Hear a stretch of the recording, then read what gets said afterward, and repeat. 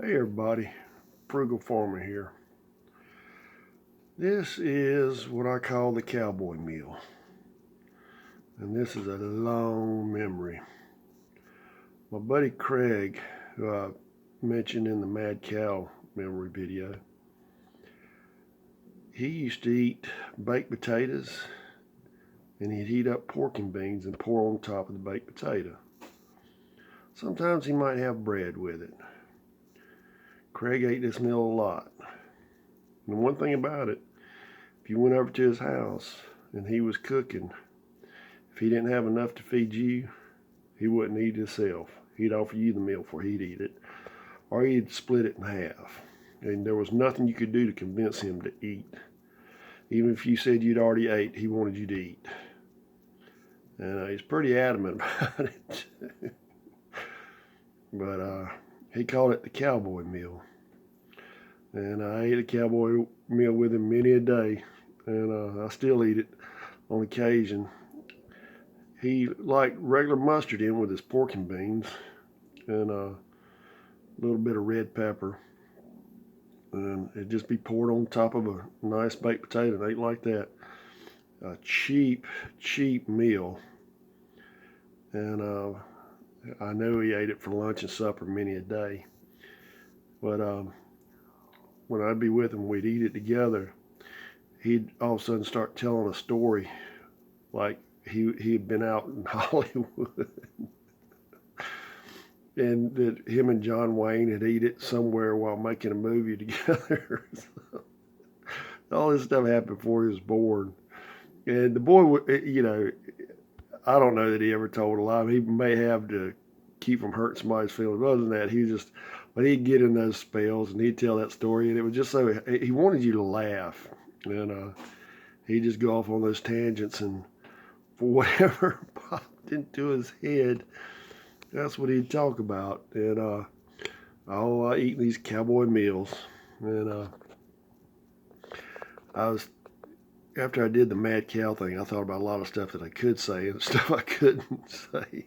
And some stuff, I don't know if the statutes of limitations have run out yet. But I was a lifeguard. And every once in a while, I'd see if Craig was doing anything. I said, hey, man, I'm going to grab you. You can go down there and stay the day with me. And he was glad to go. I'd grab him. Off he'd go. He'd be out there with me. And if I had to pick up trash or whatever I was doing, in addition to my lifeguard duties, he'd be helping. And we had a phone down there for emergencies. Well, I was down there one day, and I was, it was about toward the end of July. I had a good tan going on, and I was young, and I was sporting a nice mullet at the time, too. Well, this girl came down there, and we never had seen her, and she weren't from around these parts, that's for sure.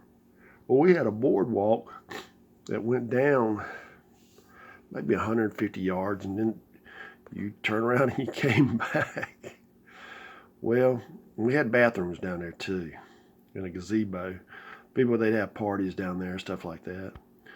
And well, she asked me to give her a tour of the park.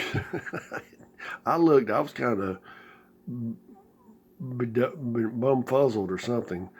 And I was like, all right. So we walked down the boardwalk. She was talking and I was talking. And my buddy Craig got these two little boys to run down there because her and I were the only ones down there.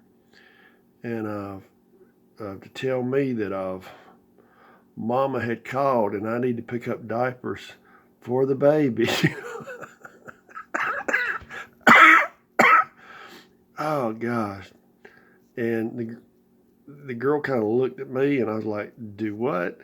And these boys, they were cute little fellas, and so I can't sit there and tell her that these little fellas are lying their tails off. So they run back down there, get back in the water, and we're coming back, and Craig's on the phone acting like he's having a conversation because my other lifeguards knew who he was, and he was there with me. And so, all right, well, I'll tell him And he's been down the boardwalk with some girl. I don't know what was going on.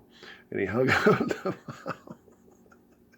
It was at that point I knew I'd been thrown under the bus by my buddy Craig. Well, I knew what had happened. And the girl, she was kind of leery. And he told me, he said, that was your wife, man. The baby needs diapers on your way home. Said she's got 2 that'll last till the end. So, you know, all this stuff together, you know, there's no way I can sit there and sort through all this stuff to try to explain to her. She left. We never saw her again. And when she left, we both of us cracked up because we knew. And he apologized to me. He said, man, maybe I shouldn't have said that. I said, no, man. I said, that was fine. I said, the laugh was worth it. And I had to let them little boys in for a whole week. And Craig had promised them free admission if they'd do that. Oh, man. I was thinking of some of the other stuff he and I did, but I don't know that I can tell it right yet. That might be on some videos released after my demise at some point. Thanks for stopping by. Come back again when you will. Share, comment, like, hit that subscribe button. God bless.